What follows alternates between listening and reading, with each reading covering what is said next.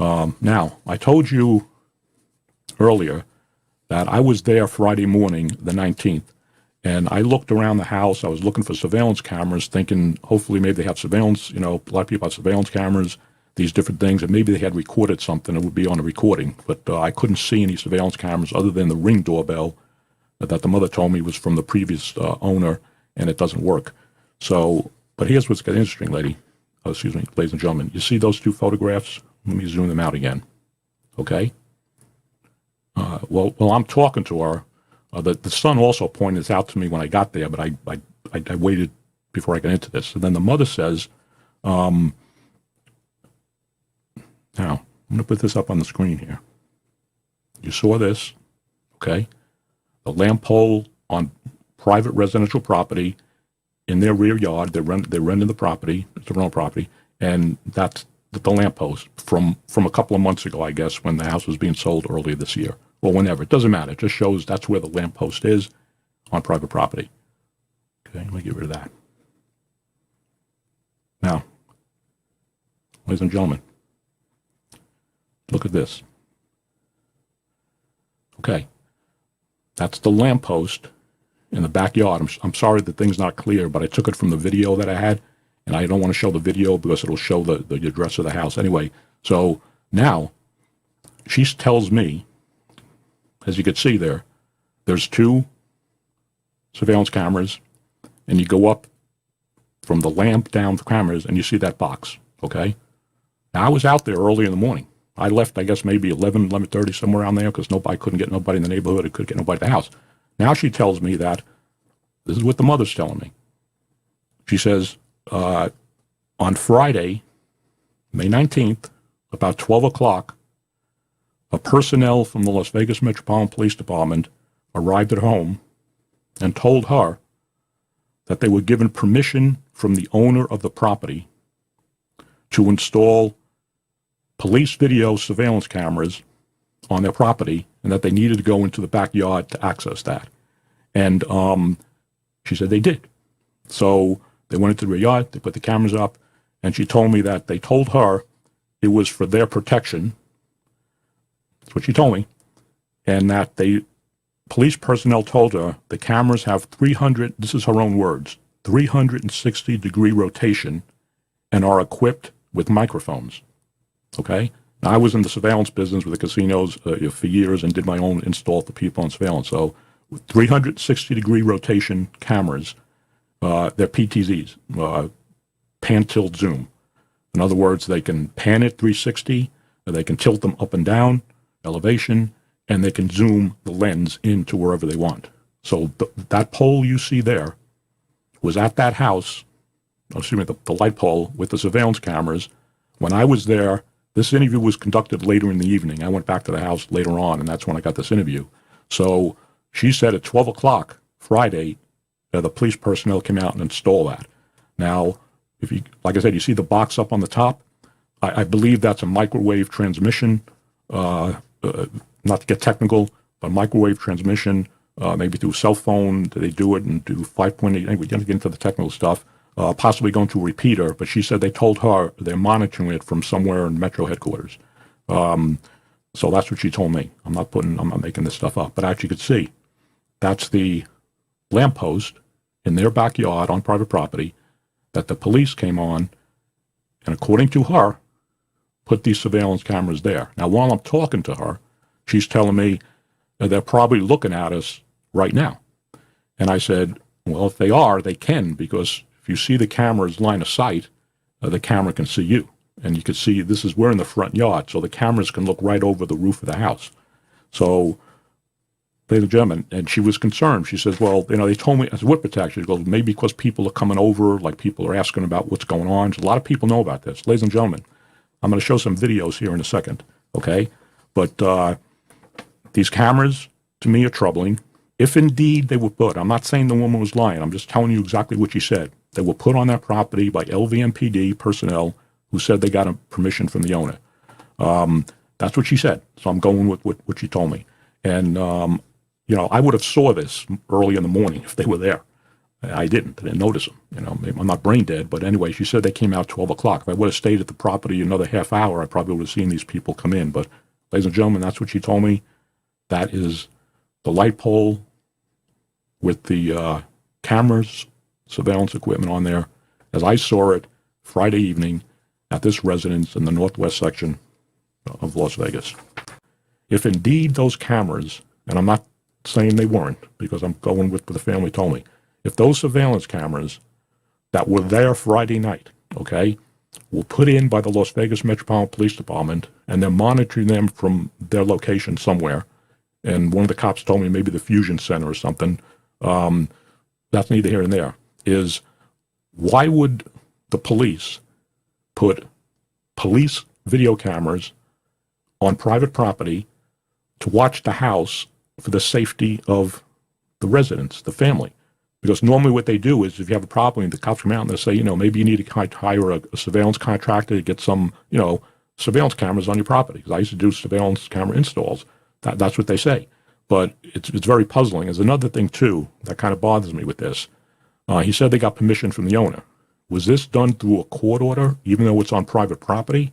Because those cameras, if indeed she said they got 360 rotation, pan, tilt, zoom, that's what they are, they can move them around. They got audio, which means all the houses around this residence, and I walked the property around the block, there is no public right-of-way on any of these places. The houses have big, you know, big rear yards like you saw in the photo.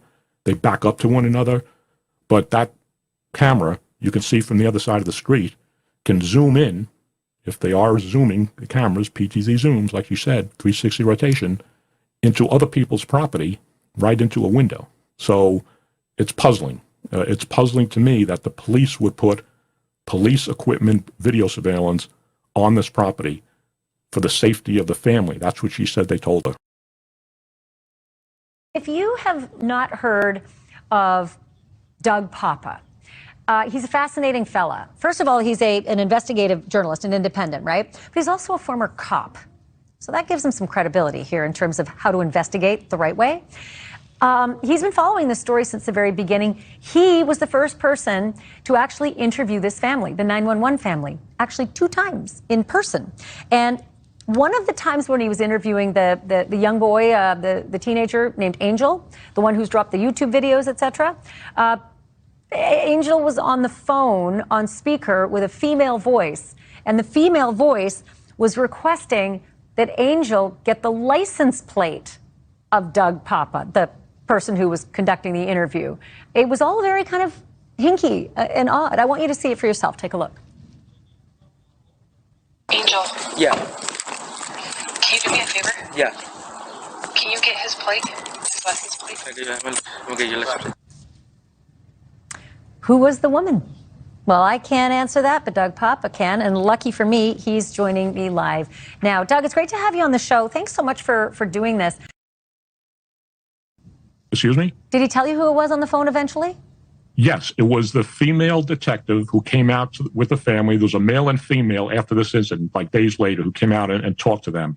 After the first 2 officers were out there the morning of May 1st, 2 patrol, and you all saw the video on that, the body cam video and all that, okay? The mother told me when I was there on May 19th that after the first 2 officers came up, a couple days later, 2 more cops came. And I believe she's talking about the LVMPD sergeants that I posted the picture on. Okay, from the LVMPD. let me get to that, because I only have about 30 seconds left, but I need you to tell me about the photograph you took of what looked like cameras installed on the roof of the home, and those came, what, 2 weeks after the incident, and then suddenly we're gone a few days later. Is that the right story? And again, I'm a bit tight for time.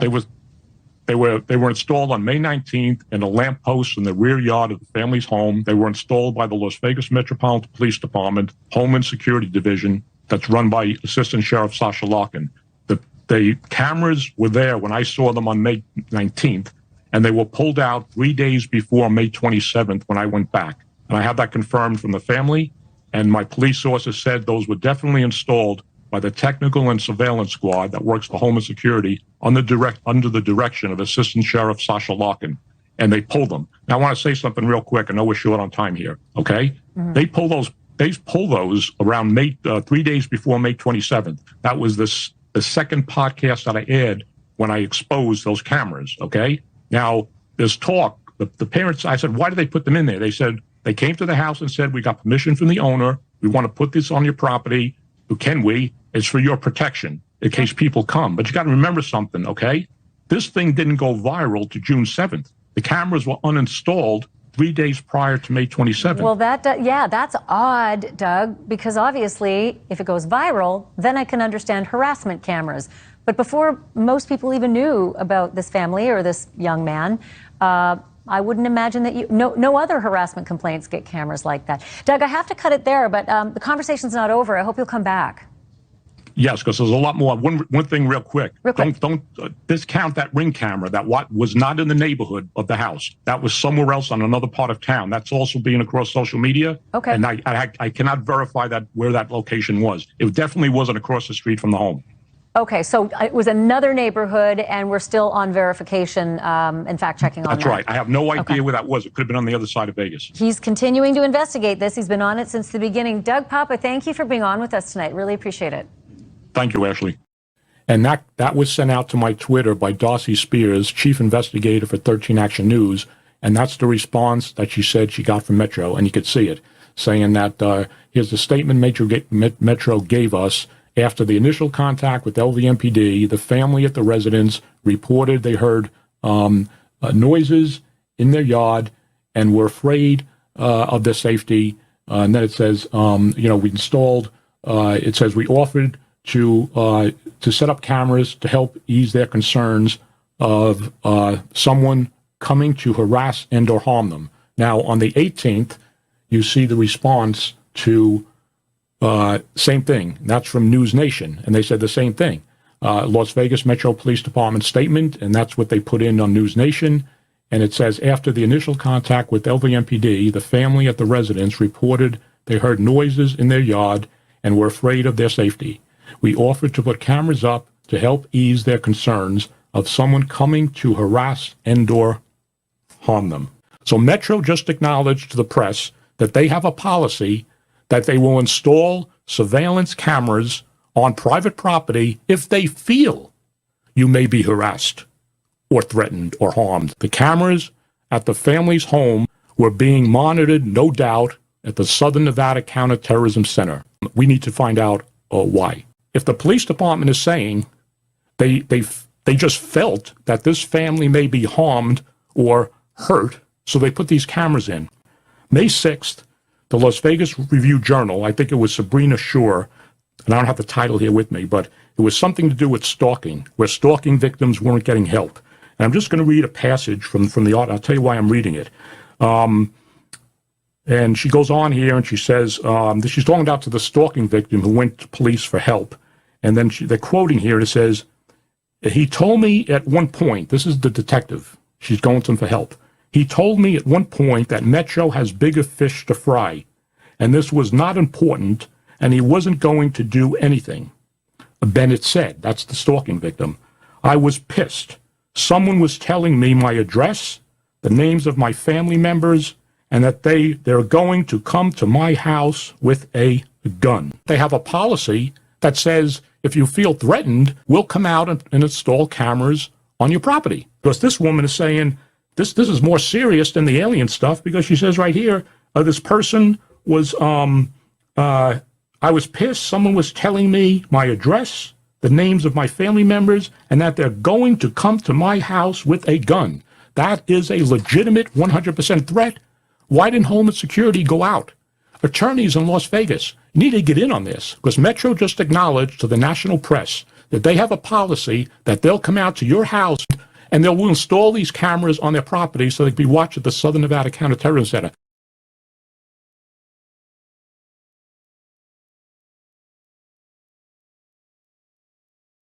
Because everything you're talking about is fascinating. I would be remiss if I did not ask, though, about some body cam video recently of a light streaking across the sky. 8 News Now then reported that there was a 911 call in which your officers responded to people saying they saw alien-like figures in their backyard. Yeah.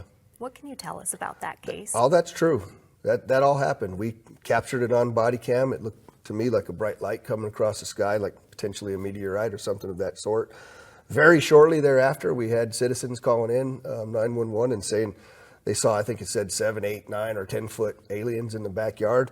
I really believe they believed what they saw at the time. I know our officers were dispatched out there, and I know even watching their body cam, they were kind of creeped out about how much those individuals really believed that it happened.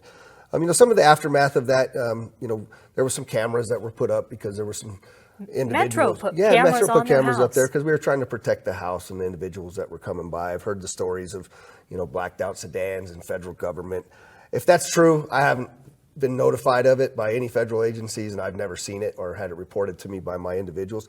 I don't know what it was, quite frankly. The saucer shape that's in the backyard, it's an interesting, it would seem very small for a 7, 8, 9, 10-foot person to be able to get into an unidentified flying object. But listen, the bottom line is I don't know what happened. Do you believe in aliens? I do.